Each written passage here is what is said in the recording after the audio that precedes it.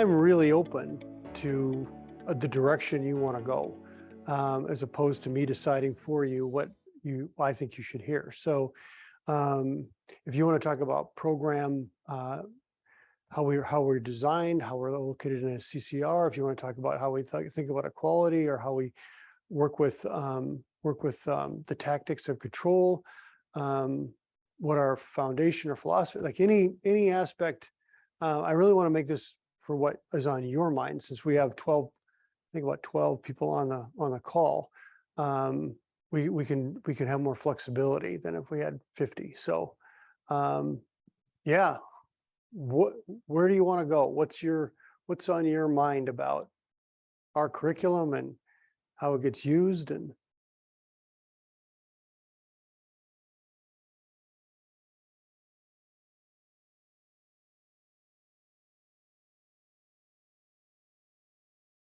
you better look out. I might decide for you which way we go. Kim, I can see you. What are you thinking?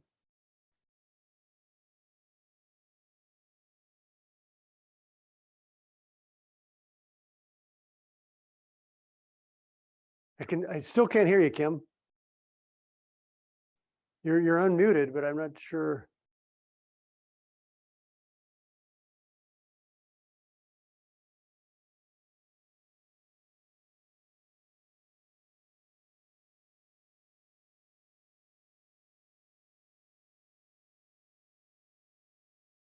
Well, Kim's working on that. Johnny, I can see you. How about you?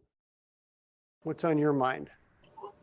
Like maybe going over your philosophy and maybe a little bit about any type of role belief approach that or change in role belief that you would use in your curriculum.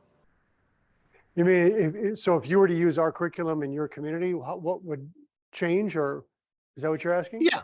Yeah. If I was going to go ahead, what pattern of behavior do you focus and address or identify with my power and control? Okay. All right.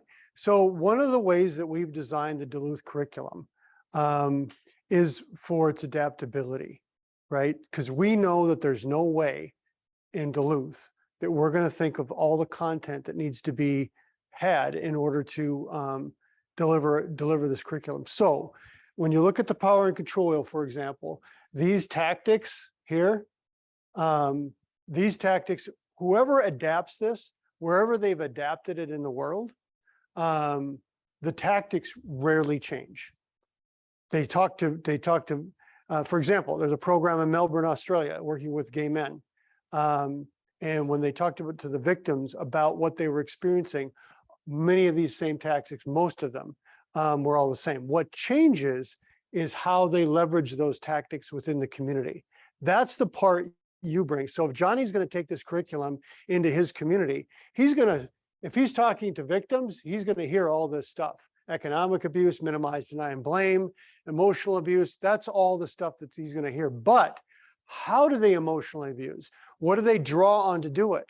Are they using the church, right? Are they using leverage from that? How are they using children in the community, right? What ways in which do they minimize, deny, and blame? That's the part that typically changes. So we encourage sites. In fact, we tell them our curriculum is a guide and not a map, right?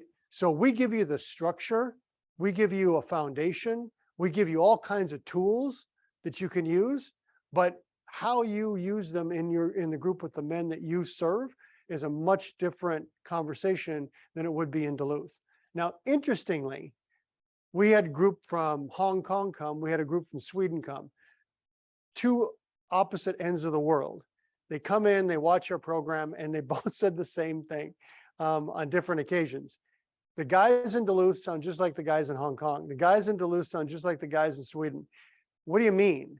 Well, it's her fault. She didn't do what she was supposed to do. What am I supposed to do when your wife doesn't listen to you?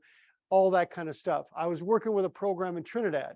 I asked a police officer, when you're arresting a man for domestic assault in Trinidad, what's typically the reason that they give you as to why they were assaultive?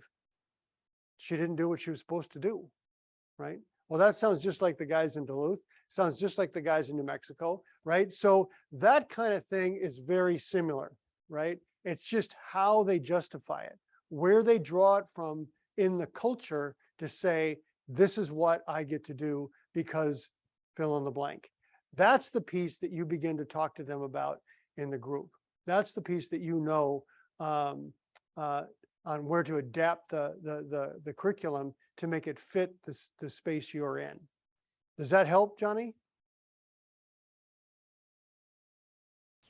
Yes, absolutely.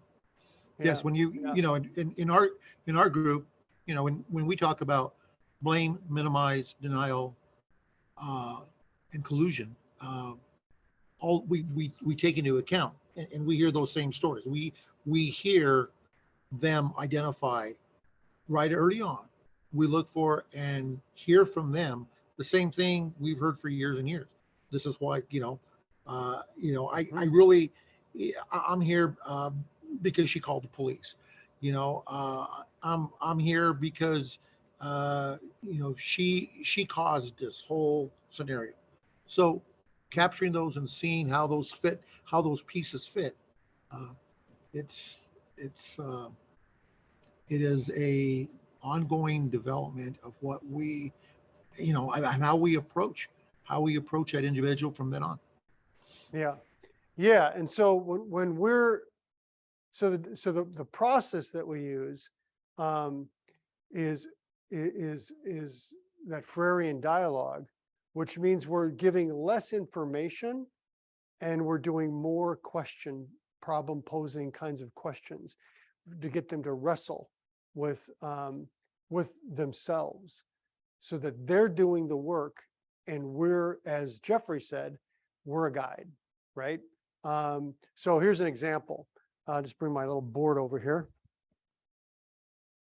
So one of the guys that I was doing an intake with, he said he was a devout Christian, and he did not believe that a woman had a right to divorce a man, and she was divorcing him, and he was extremely angry at her. And I said, all right, so why don't you, let's just put her to the side for a second here. And let me ask you, what is your view of women, right? And he said they're good for sex and they're not as smart as men. Right? Okay. So what does Jesus want for your relationship with a woman? Love and honor, right? Okay. So how do you reconcile these two things? Because how do you achieve love and honor when you think of a woman like this? And it's one of those moments like they're just dime a dozen, right? Where he all of a sudden realizes he's a walking contradiction. He's acting out of both of these things and feeling justified and simultaneously not seeing he's contradicting himself, right? So now the work is his to do, right? Not mine to do for him.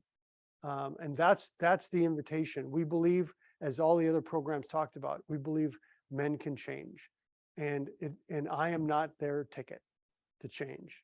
They are. What I'm going to do is facilitate a process that sets him up to make a decision about whether he wants to continue doing what he's doing or try something else. Yeah. So Kim, did you figure out how your computer is silencing you?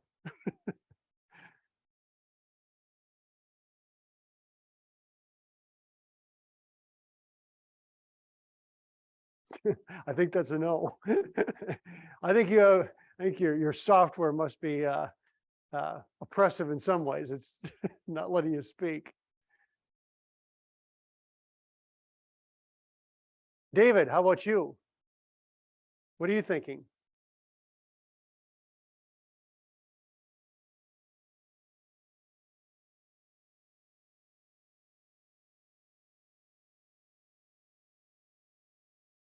Yeah. Yeah, I was just gonna. Yeah, you're talking to David Herman. Yeah. Hey, Scott. Hey, how's it going? I've been writing down these questions for the men in my group, asking them what their definition of love is. Okay. And, I'm going back a little bit. And do their actions and words correspond with this definition? I just jumped into here. You said, what do you think of women? And what does Jesus think of women? And Yeah. what's the difference between these two views? And what does Jesus think of women? Yeah. And what's the difference between these two views? Sorry, you were jumbled there for a minute. I think I missed your last part. You were jumbled there for a minute. I think I missed your last part. All right. So, are we getting feedback? We're good? Okay, Jeff, we're good. Okay, so whatever they, David, you want to try and say that last part again so we can all hear? Men, how do you see women? And if your belief is with Christianity, well, how does Jesus see women? And what's the difference between your view and his view? Not that we're Jesus by any stretch, but what are the differences between these two views? And like you said, when they see the disconnect, it's up to them, not me. It's up to them to make that connection as close as possibly to what they believe in deep down inside. Right. Thank you for So the question comes to them because it's their work, right? Not ours. So David, well, how many people here are trained in our work? Is anybody went through our training before? Okay. All right. So one of the things we can do is just talk a little bit about, so we talked a little bit about how we use the power and control wheel and how we talk about different tactics. One of the things I want to add to that actually though, is we have a thing called a control log, right? And it comes directly out of Paulo Freire's thinking. But we just basically took his thinking and put it into a tool for facilitators to use. So what we're asking them is that when they're emotionally abusive, what are they doing? So, and let's just say you've got a group that's not real open yet. So what are ways that, well, we play a vignette. We have these little vignettes in our curriculum, and there's a vignette to go with every tactic, at least one, if not two or three. And they play the vignette, and all the guys in the group look at the vignette and they say, that's how that guy used emotional abuse. He did this, he did this, he did this, and we start putting that stuff on the board.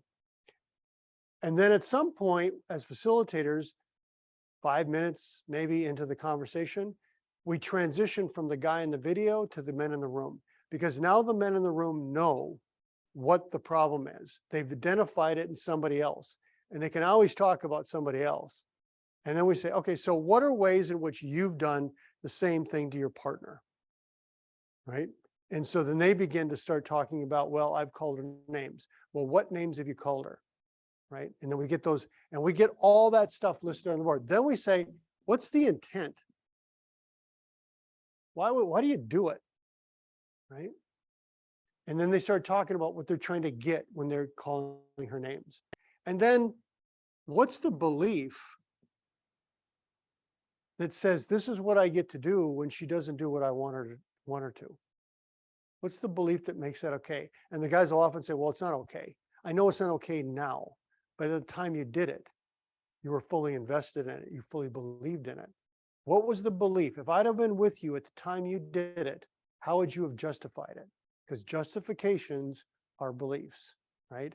And so he'd have said, well, nobody gets to ignore me. Okay, nobody gets to ignore you.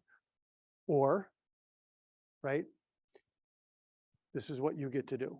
Okay, so then we get into feelings. What were you feeling at the time? I was angry. Okay, well, you're angry because you think nobody gets to ignore me. So you do this, right? If you don't want to feel angry, if you don't want to do this, then this is what's got to change, right? You got to change your thinking about what you get to do. Then it's minimize, deny, and blame. And then if I had a bigger board, it would go into effects.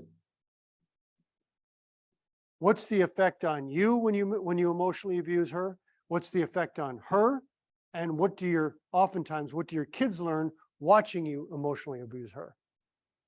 And that becomes the control log. So that frames virtually every conversation we have about the tactics of abuse.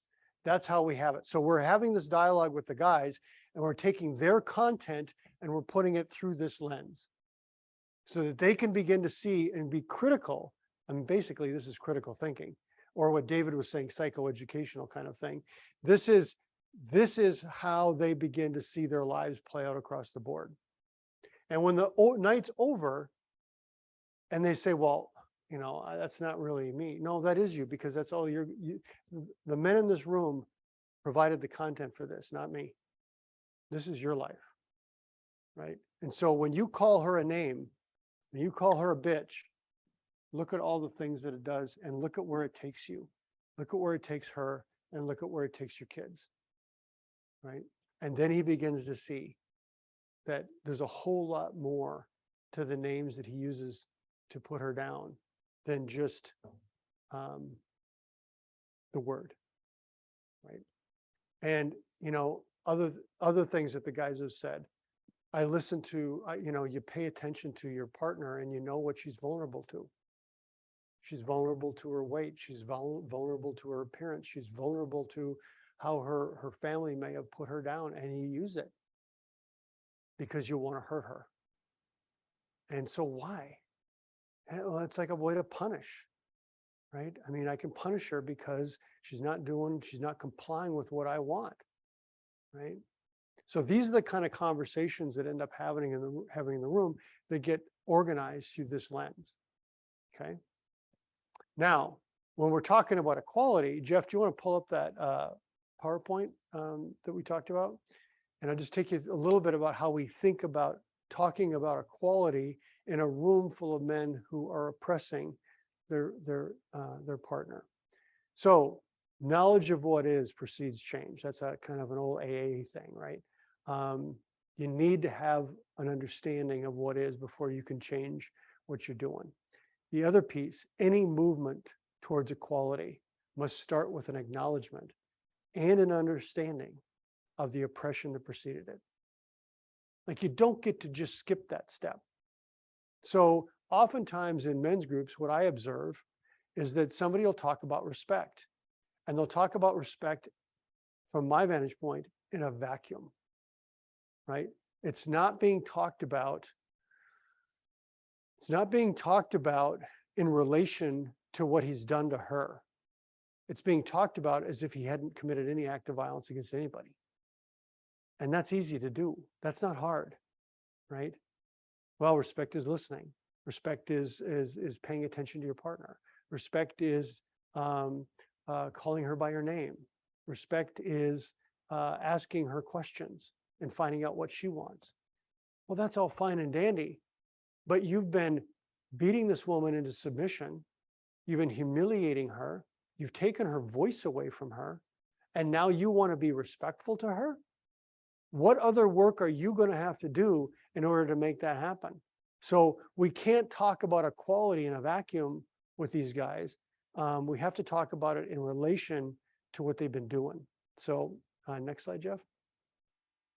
So Ms. Adichie, I love this quote from her. The problem was not about being human, but specifically about being a female human.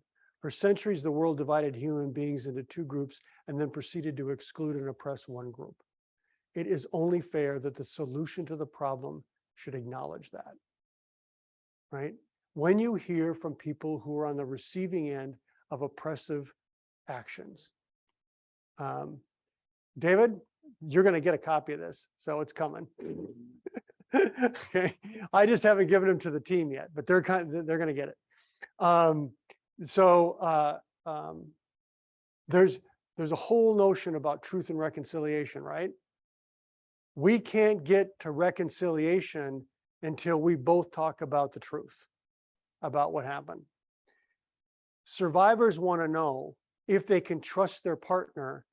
Do you know what I know you did? And if I don't know that you know what you did to me, then I don't know how we move forward. I don't know how we build trust, right? All right, next slide, Jeff. Paulo Freire, to surmount the situation of oppression, people must first critically recognize its causes so that through transforming action, they can create a new situation, one in which makes possible the pursuit of a fuller humanity. Again, it starts with naming what is, right?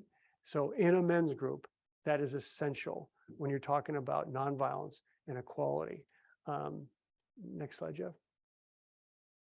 So when you look at the left-hand side, what survivor experiences, she's been subjugated, silenced, invisible, assaulted, humiliated, coerced, lives in fear. Her life is not her own.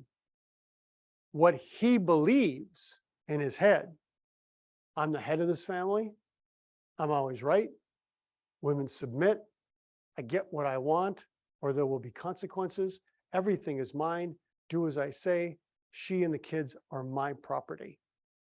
If negotiation is the process of identifying the highest priority in this space, what would it likely be for him? His highest priority is himself and what he wants. He cannot negotiate as long as he believes those things. Negotiation isn't even on the table. Okay? And then he's going to go home, he's going to go to your class, he's going to learn about what negotiation is, and now he's going to go home to a woman that has experienced this from him on the left-hand side and sit down and say, honey, I'd like to negotiate our budget, monthly budget with you. And she's F you, throws a checkbook and walks out of the room, right? We just sent a guy home to do something that A, he's not prepared to do, and B, she doesn't trust. So one of the things that guys come back to the program and they say over and over and over again, my family, my parents, my brother, my sister, they've noticed that I've changed. My colleagues at work have noticed that I've changed. My pastor at church has noticed that I've changed. But she doesn't trust me. Like, I don't understand. Maybe she's got a problem. My response is always, the last person on this planet who's going to trust you is the person who has the most to lose if she's wrong. Your pastor's not going to lose much if they're wrong. Neither your mom and dad, but your partner is. So the last person on the change train is going to be her. And it's going to be contingent on your ability to be consistently moving in a nonviolent direction. Right? And every time you give her a look, every time you step outside of that, if you've walked 4 paces up, you're going to be 20 paces back. David. I have a question, Scott. Yeah. In response to what you just said, why isn't she changing? Because I'm new and I've been to a couple classes and so forth. My approach to that would be, how long have you been abusing her and you have learned this learned behavior? That time frame, in my opinion, I'm a nobody, but that time frame should be equal to his willingness and adaptability to change all his learned behavior. Would you agree or disagree with that? Well, here's the challenge I'd have to that. Although men who batter are incredibly consistent on how they do this around the world, what is incredibly diverse is how women respond to it, right? So there's a very diverse way in which women come and navigate this space. So it could be that it's going to take him as long, if he spent 3 years abusing her, it may take 3 years to get out of it for this particular woman, but it may take 5 years. It may take a year. Like, I don't know how it's going to take, right? I remember a guy who went to our program and he had broken her bones on a couple occasions. So we're talking felony level assaults here, right? They found a way to stay together. Now, he hasn't been abusive in 10 years.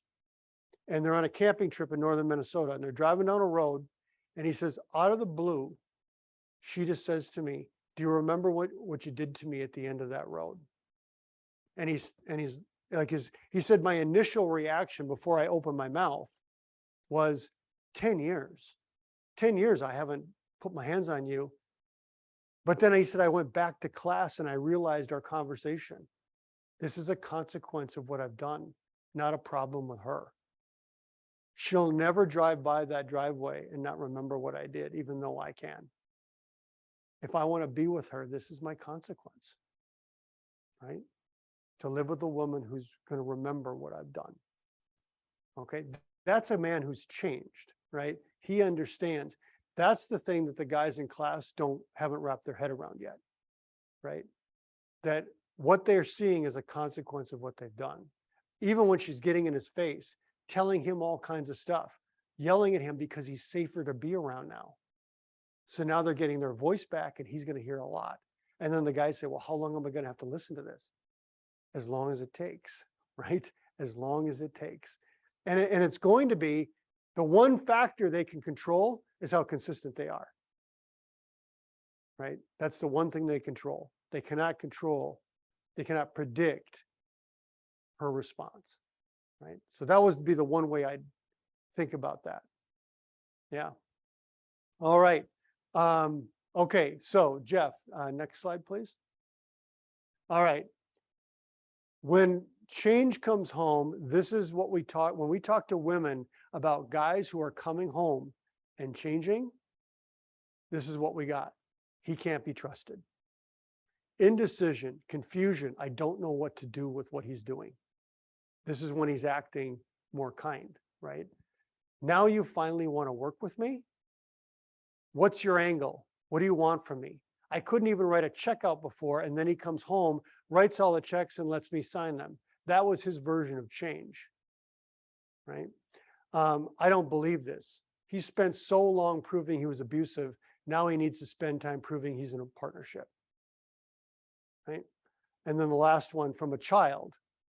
If it's not good enough, then he's going to go back to being how he originally was. It doesn't seem super real, and I have to expect that something bad will happen. I don't understand why he thinks it's okay to treat me fine and nobody else. So what was happening is that the kid actually ended up in court, and the judge said that you can't act this way towards him anymore, or he doesn't have to come visit you. So what he did is when the child comes to his house and he sees his stepbrothers and sisters, he treats them the way he used to treat him, but he don't treat him that way. So he always feels like my dad hasn't really changed. He just isn't acting that way towards me, which I like, but then I have to watch him do this to my step siblings, right? Yeah. This is the importance of grounding your conversations of equality in with what he's done. So the equality log, so the power and control log was what we just talked about briefly. The equality log is the same thing. It's actions, intents, beliefs, effects on him, her, kids, and then finally, past use of violence. So if we're talking about respect, I listen to her and I ask questions. Those are respectful. Okay. What's the intent? Happy. Make her feel like she matters. What's the belief that makes it possible for you to do this? I'm not always right. She matters. She has as much right to her voice as I do. These are the beliefs. What's the effect on you? I have a happier home. She wants to be with me. What's the effect on her? She feels respected. She feels cared for. She feels like she has something to be in a relationship for. What do your kids learn watching you be respectful to their mother? They learn how to be respectful to their mother. They learn they learn what respect is. They can see that when we disagree, we don't have to hurt each other. We can respectfully figure things out. So we're teaching them how to do that. Okay, now, what else? This is all great, right? But you've done all these things to her. What else are you going to have to do to layer onto this to make it work with somebody you've done these things to? And a lot of it, patience, and I have to be accountable. Okay, so then how are you going to be accountable, right? Give me an example. Role play that for me, right? Tell me the words that you'd use to be accountable so that she knows that you know what she knows, right? And that's the working group, right? We're grounding it in her experience. See, that's the thing, right? We don't want to set up a situation where we got a guy in front of us and the lens is the problems that he's having and the and then the people that he affects are kind of outside the circle and really downstream effects of his behavior that you're working on. That's not the model we want. The model we want is that I'm sitting in front of the guys and her lens is in front of me. And when he gives me his reality about as he understands it, it comes back through her lens. I understand it through her experience, which is this stuff here, right? And I give it back to him as a problem. I give it back to him as a story. I give it back to him as a question, right? And we start a conversation with the room around this, right? So thoughts, questions, comments, yay or nay? David, you got your microphone on. I'm always thinking. Good. And the last thing you just said, though, wouldn't his defense walls come immediately back up? That would you have it? Past use of violence, that last part. Yeah, Yep. that's all good and dandy up here. You're washing dishes and saying yes, ma'am. That's all fine. But she says, a year ago you punched me, blah blah blah blah blah. His wall would automatically go up. And how dare you? I'm doing good. I'm doing the dishes. Blah blah blah. The immaturity. Okay. So David, let me put this in context a little bit. So the week before, you've just had a conversation with him, well, the whole room, about emotional abuse. So what you've done is you've taken a picture of that board, right, at the end of the night, so that you have all that content saved. And now this night, you're talking about respect, because respect, get this board out of here. If you take this wheel and you superimpose it on this wheel, those are the themes. So first you do emotional abuse, then you do respect. Next one, use isolation, trust and support, minimize, deny, and blame, honesty and accountability, right? So you're always starting with the tactic and you're getting what they've done out on that night. And then you move to equality, right? And now you already know all that. She doesn't have to bring it up, you do. Because you're going to say, well, Bob, you talked about how you drug her by the hair when she went out to the bar with her friends and you didn't want her to. So you drug her across the room by her hair. How do you be respectful for somebody who knows that you've both done that and you might still be capable? What else are you going to have to do to make sure that your actions around respect are more than doing the dishes, right? That's an effort. That's a good try. Like, I mean, there's nothing wrong with that, except for you're pretending like she doesn't remember what you've done. So what might you have to do? And then the room participates, right? Well, you got to be accountable for it. When she doesn't believe you, you got to be patient, right? You're helping them get, I mean, think of this. Think of a relationship you've been in. If you've been in it a while, your partner probably knows you at your worst, right? So she's seen or he's seen your capabilities, right? So they know going into a conversation with you where you could go, right? So if you want to sit down and have your partner trust that you won't go there, you're going to have to acknowledge it to some degree, right?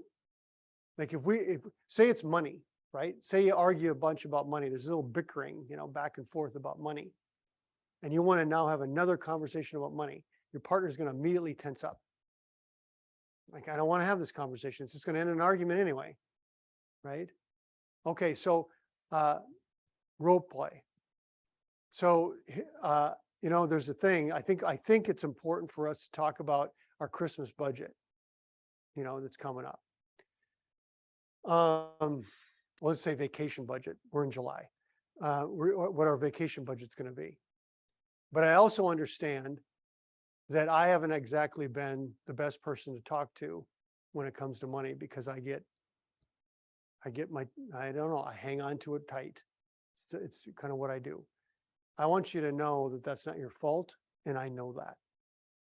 So what I'm going to try to do here is really listen to your ideas and work from there, rather than bring some ideas to the table as a way to make this, I think, hopefully work better. Okay, so now you've got a strategy you've laid out. She gets to choose whether she wants to participate in it, but at least she knows that you know what the problem you've been to her in these conversations about money, right? That's the point of tying abuse to equality, is that you can't create an equal space until the person who's been oppressed has a way of understanding that the oppressor knows that. Yeah. There's a question in the chat. Do you require a male-female co-facilitator to pair up sessions? We don't require it. We recommend it for a host of reasons. As a guy in the room, I can say, as men, we grew up with this message that, fill in the blank, right? They know it's true because I'm a guy. If a woman said, you men grew up with this idea, that's going to come back probably pretty hard, right? But as a man and a woman in the room, there's things I can say, there's things that she sees and hears that I completely miss because I did not grow up a woman in this culture, right? And so there's the guys will struggle to talk to her in a respectful way because they never have talked respectful to a woman before. And now they're required to do that, right? So that in itself is a learning space that it challenges them. I co-facilitated with another guy. We don't recommend that because it's collusive, but I did it because I wanted to see the space. I wanted to see, and Barry and I thought we did a wonderful, he's a great facilitator, been working just as long at this as I have. But you know what? When we did focus groups with the guys afterwards, their feedback was, I like Desi because I worked with Desi for a while. And so they knew Desi and they knew Barry, right? We like Desi. Yeah, I mean, she was good here. But there's nothing like a group of guys just sitting down talking about stuff. Okay.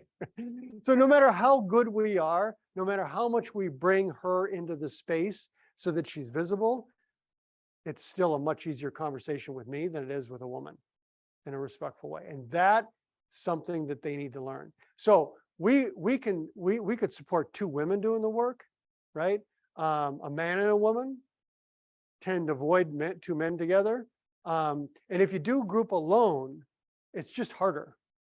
I mean, you could do it, but it's just harder because you're in the space. You don't have it. As a co-facilitator, I can listen to my co-facilitator's conversation and find my way into this in a productive way.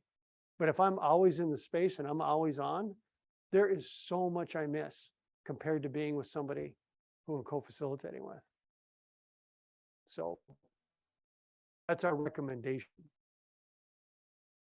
Other questions, other thoughts? We got about a minute and a half, I think. Did we start at the top of the hour? Or did we start at quarter? We started a quarter after. Oh, you got time.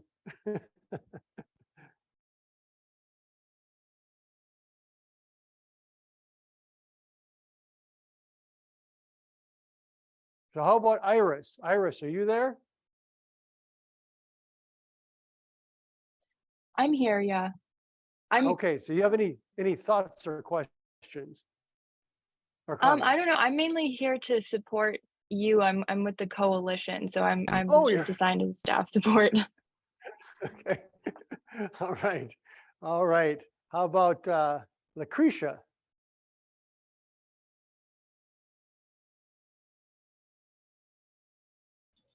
Hi, I'm sorry. I'm actually with a client right now. All right. All right. All right. Anybody else have a question or a thought?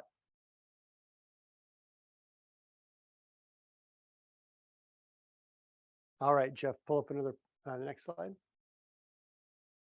All right. Consultant feedback on what can happen during a session on equality. All right. The dialogue leads to a political debate about equality between men and women. So this is one of the things, again, we don't bring in these large abstract ideas into men's group, right? I mean, we could actually have a conversation about what does nonviolent life actually look like? I mean, who's seen one? We all make compromises about how we live in an incredibly violent culture with language that we have all kinds of words to describe violence. We have very few words in our language web around nonviolence, right? So it's hard for us to even say what it actually looks like because we all make compromises to it. So how do we get to nonviolence then? Well, we don't go abstract. We go concrete. Paulo Freire always guides us to say we should always be concrete in the space. So if you were going to act and create a nonviolent home, what's something you could do? I could listen more. Okay, right? Now we got something concrete to work with. We're moving men in the direction of nonviolence. We're not debating equality. We're not debating nonviolence. We're not debating respect. We're talking about the things that the men could do to move in that direction, right? Teach him to be kind so she can be equal rather than dialogue with him about equality to position him to be kind. This is, again, if I want to teach somebody kindness, I'm teaching it from my perspective. It might not resonate with his life. But if I ask him, what's kindness to you? What would be a kind gesture? And he says, giving a gift. Okay. How would a gift be kind from you? Well, I mean, I think giving gifts is kind. I know, but I'm thinking not every gift is going to be kind to every person, right? They might not even want it.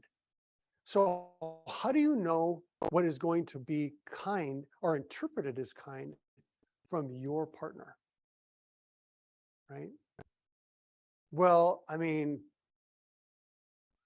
I think flowers work. How do they work? Okay. I want to, what's your partner's name? Beth. Okay. I want to know what Beth is going to interpret as kind from you. I don't know. Okay. How long have you been with Beth? I've been with Beth for 5 years. How do you not know what she would love from you? An act of kindness from you. How do you not know this? Right? What have you been spending your time paying attention to? Because it can't be her. What work do you need to do to learn who you're with? Right? I mean, these are the things that the men just don't, it isn't, but again, I'm just not accepting words. Well, I'd give her a gift and then leave it at that and put it up on the board. No, I got a lot of questions about that, right? Let's get concrete. Let's put that on the ground, right? That's where the learning takes place. That's where the aha moments come from, right? They can all throw words out at you, right? I want to know what they mean. And knowing how to follow up and ask those concrete questions is part of that Ferrerian dialogue that we talk about. Yeah, all right. There's a question in the chat. How do you work with those who reside in a community where domestic violence is somewhat ignored or hidden in families, and the families of the batterers justify the behavior towards the victim? Well, it feels like every place I go. So here's the thing. This is fascinating. So we were in Maine doing a training, and we talked about this exercise that we do sometimes, where we said, who was the first person you told about what you did and what did they say? And we go around the room. And there's like one guy who was challenged for what he did, right? And I remember one specific one that Melissa Skaya talks about where the guy's mother said, I am friends with her. I am not going to stop being friends with her. What you did was inappropriate and it was wrong and you need to fix it, right? That all the other guys, you should have hit her in a place that didn't show marks. You should have put your pants on in the family a lot sooner than you did, right? Like they got tons of collusion. So anyway, we're talking about this in Maine, and one of the guys in the group was facilitating a group that night. He went and did that exercise with the group. He comes back the next day. He said he had 2 guys who were challenged in his whole group. It just shows you the level of the community that they live in gives them a lot of support for what they do, right? If I had a dime for every mother who came into the DAIP and told me what a problem she was, like I'd have retired by now, right?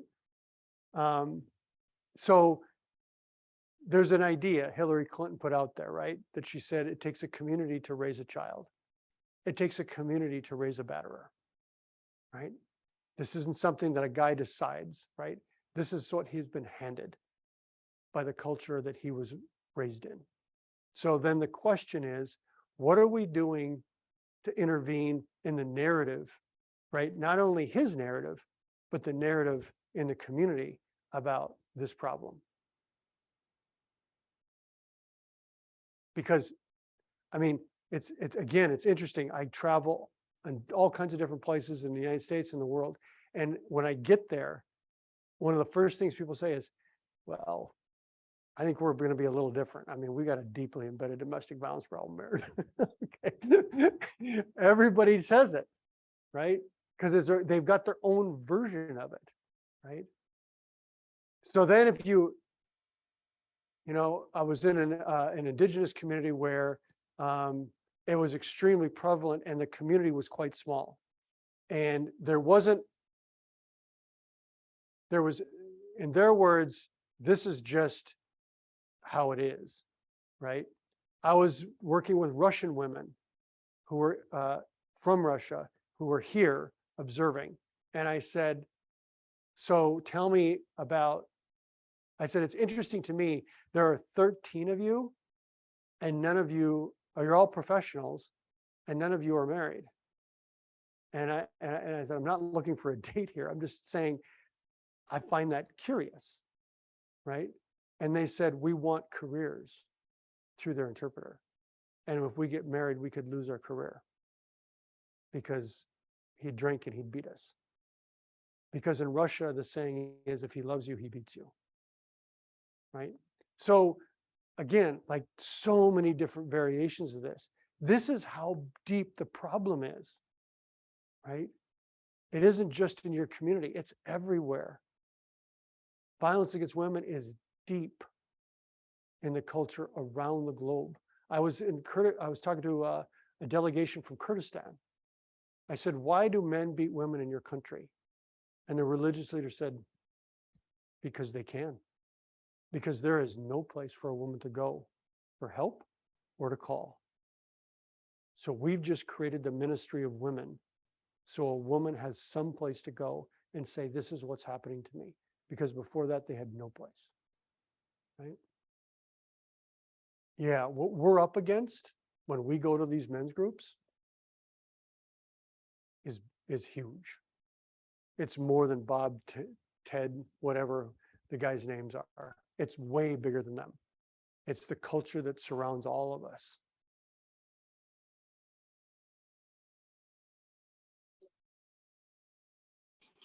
But Okay, David's jumping in. But you just said it's a huge, right? Yeah. And I'm trying to rationalize everything. The old joke is, how do you eat an elephant? One bite at a time. Mm-hmm. How do we solve DB across the world? One client at a time. There's no way we can solve this. There's no way. Not in our lifetime. But little pieces. Correct, David. Now, if we were 40 years younger, David, we might have a shot at it. But no, I'm kidding. But here's the thing, right? When you're working in foreign governments, for example, you see the level of permission, right, that happens. So they have no domestic violence laws. There's no place for women to call for help. Police never respond. Women are isolated beyond belief, right? That level of permission, that's permission to beat your partner. Every community we live in has all kinds of ways that they give permission for men to do this. They don't get arrested. They don't get held to account for what they've done. There's no consequences for it. Violence in, my little board back here. Violence in a hierarchy is going to continue as long as it can be done with impunity, right? We are in the forefront of this. This feels like we've been doing this since 1980. I graduated from high school in 1980, right? That was 40 years ago. That's how long this work has been going on to try and rehabilitate, right? Create community responses to the problem. And the United States was on the forefront of that. Like, this is brand new, time-wise, given the hundreds of years this has been going on, right? So you're right, David. I mean, you and I are not going to see the end of it. And Ellen Pence, my mentor, said that if we get to the point where we culturally can say that systemic violence against women has ended, men's groups won't even be a footnote, right? Because of how few we see who are actually doing it, right? But here's what we can do, David, and everybody else who's doing the hard work of showing up, is that we have men, women, and children in our communities who are living terrible lives. And we can begin to give safety and allow men to actually be loving and get all the benefits of that if we can turn this around. All of us are going to have to contribute. Like, think of this problem as a multifaceted diamond. David and his program is one little facet on there. When you look at it in isolation, it doesn't look like it's going to change much. But if you add David's program to thousands of others, right? Now we've got something that's a lot bigger than what David's doing or what I'm doing, right? So yeah, we are getting the word out. We are talking to people about how to organize their communities in a way that responds to this problem, how to offer rehabilitation for men, how to offer safety for women and be a resource to them and their kids. Yeah, I mean, just go to a foreign country like Russia, where they're just trying to set up a house for a woman to run to. That was Minnesota in the 1970s, right? Just find somebody's house that they can go to that's on a list, right? I mean, we have moved a long way from that, but we have had not much time to do it compared to how much time we've spent digging this hole. that we're in. Yeah. Yeah. It's overwhelming. And that's, again, I think it helps us appreciate what we're asking the men to do. Right? I mean, we want them to change. We want to invite them to a change process. And as one guy said, you know what? I grew up in a house with a dad that was violent. And when I left that house at 17, I walked into a world that defined manhood the same way my dad did. If it would have defined manhood in a very different way, it would have been a jarring experience to me. But it didn't. It just basically reinforced everything I learned at home. Right? And now we're asking these guys to come to a class 1 day a week and turn it all around. It's a big ask. Yeah. Yeah. Well, okay. I think we're at our 50 and after. I don't want to thank you for your time. Thank you for your questions. And thank you for the investment in the work that you do. I mean, Lucretia, she's doing the work as she's in a training. I mean, talk about multitasking, right? This is the space we are in. So, all right. Well, you all take care. I'll send the PowerPoints to the coalition, and then they can post them so that you can have access to them. Okay. Thank you, Scott. Thanks, David. Take care. Kim, wish I could have heard from you, but a wave will do. All right, we'll see y'all. Thanks, Scott.